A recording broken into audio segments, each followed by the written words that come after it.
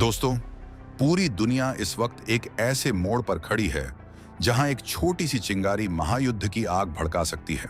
Middle east के समंदर में भयंकर तनाव है।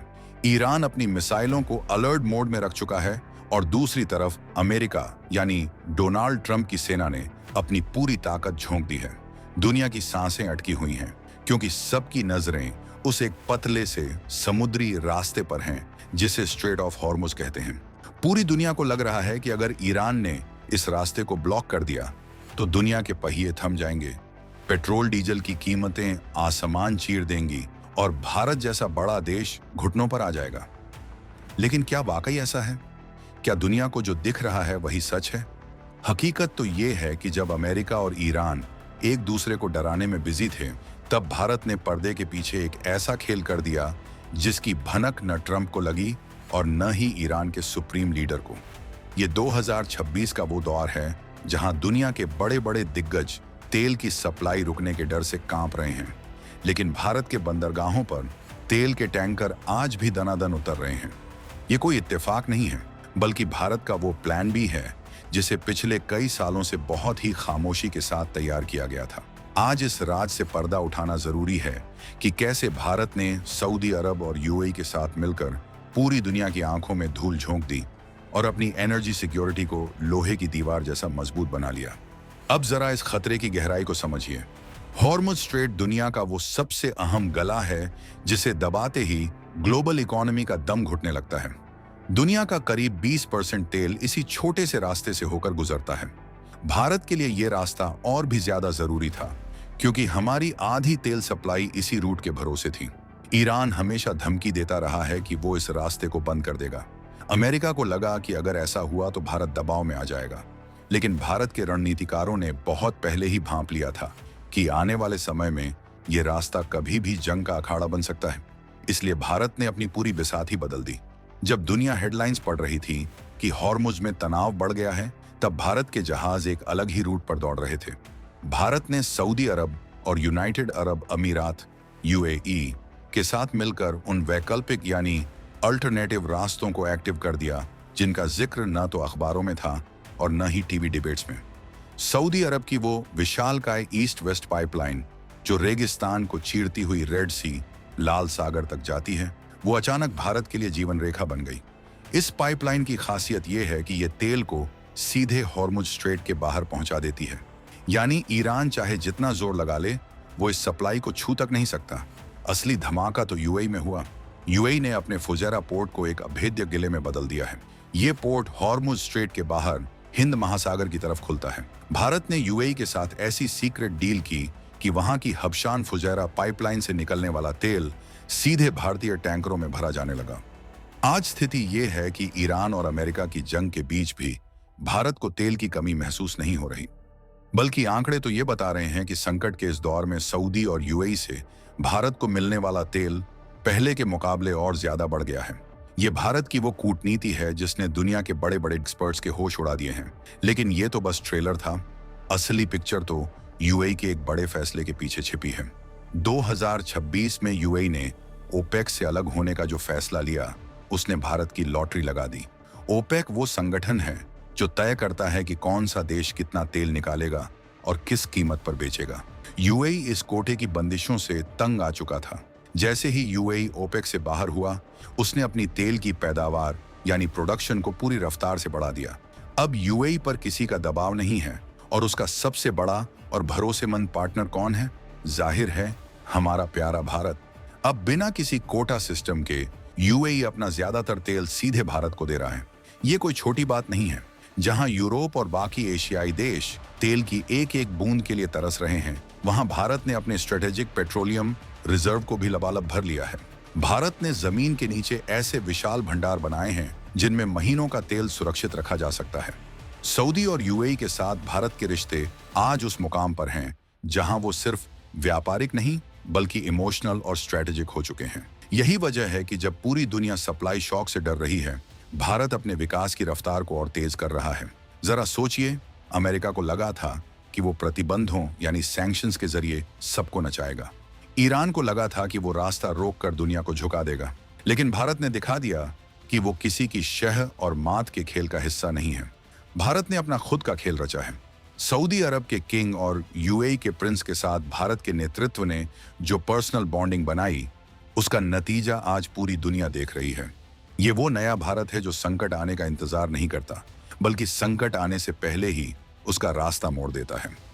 तकनीकी भाषा में कहें तो भारत ने अपनी सप्लाई चेन को डी-रिस्क कर दिया है। यानी अब हम किसी एक रास्ते या एक देश के भरोसे नहीं हैं। अगर हॉर्मुज बंद होता है तो हमारे जहाज रेड सी से तेल उठा लेंगे।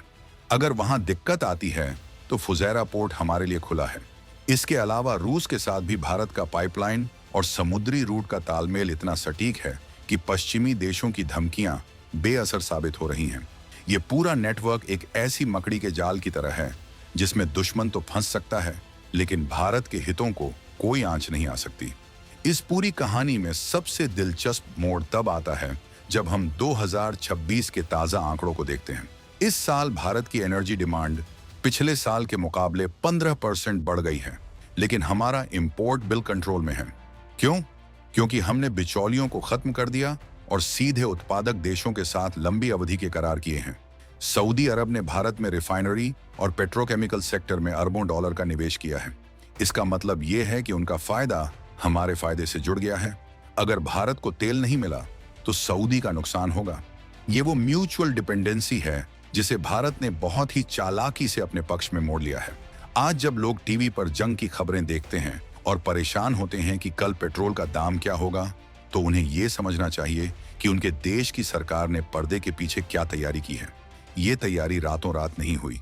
इसके लिए सालों की मेहनत, दर्जनों विदेशी दौरे और सैकड़ों मीटिंग्स लगी हैं। भारत ने अपनी सॉफ्ट पावर और हार्ड इकोनॉमी का ऐसा तालमेल बैठाया है कि खाड़ी देश आज भारत को अपना सबसे सुरक्षित भविष्य मानते हैं। उन्हें पता है कि चीन पर भरोसा नहीं किया जा सकता और अमेरिका की प्राथमिकताएं बदलती रहती हैं, लेकिन भारत एक ऐसा बाजार है जो हमेशा उनके साथ खड़ा रहेगा। अब जरा उस सीक्रेट रूट की बात करते हैं जिसके बारे में ज्यादा चर्चा नहीं होती। भारत ने ओमान के साथ मिलकर भी कुछ ऐसे अरेंजमेंट्स किए हैं जो किसी भी इमरजेंसी में काम आ सकते हैं। ओमान का दुकम पोर्ट भारत के लिए रणनीतिक रूप से बहुत अहम है। यहाँ भारत की पहुंच का मतलब है कि हम पूरे अरब सागर पर नजर रख सकते हैं और अपनी सप्लाई लाइंस को प्रोटेक्ट कर सकते हैं।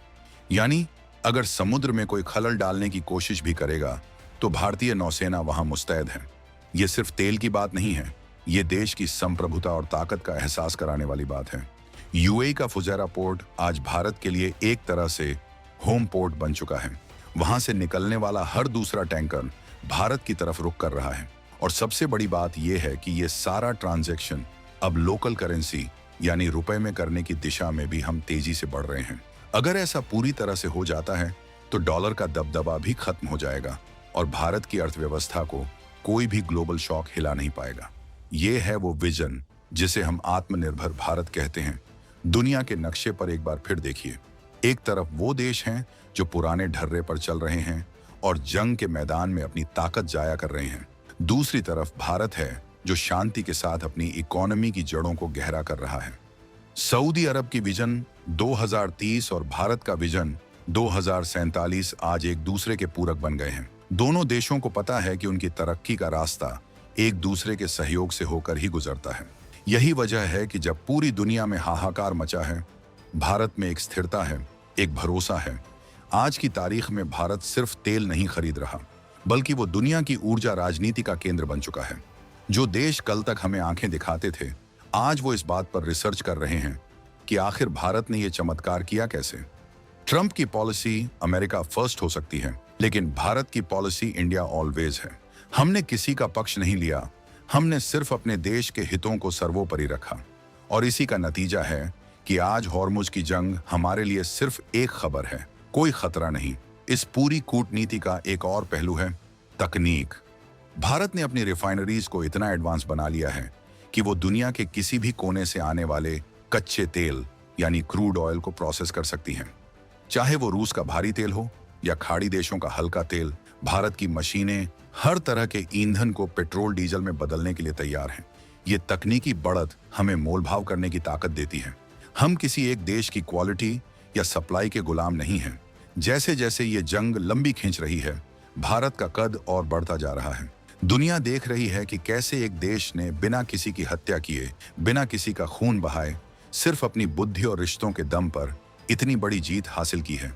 ये जीत किसी मैदान में नहीं, बल्कि कूटनीति की मेज पर जीती गई है। सऊदी और यूएई के साथ मिलकर जो ये ट्रायंगल बना है, वो आने वाले दशकों तक ग्लोबल एनर्जी मार्केट को कंट्रोल करेगा। लेकिन क्या आपको लगता है कि दुश्मन इतनी आसानी से मान जाएंगे? क्या चीन हाथ पर हाथ धरकर बैठा रहेगा, या अमेरिका भारत की इस बढ़ती ताकत को चुपचाप देखता रहेगा? ये सवाल बहुत गहरे हैं। भारत ने अपना काम कर दिया है, लेकिन चुनौतियां अभी खत्म नहीं हुई हैं। समंदर की लहरों के नीचे अभी बहुत कुछ ऐसा पक रहा है जिसकी खबर शायद आने वाले कुछ हफ्तों में मिले। भारत की ये सीक्रेट सप्लाई लाइन कितनी मजबूत है, इसका असली इम्तिहान तो तब होगा जब जंग और भी भयानक मोड़ लेगी।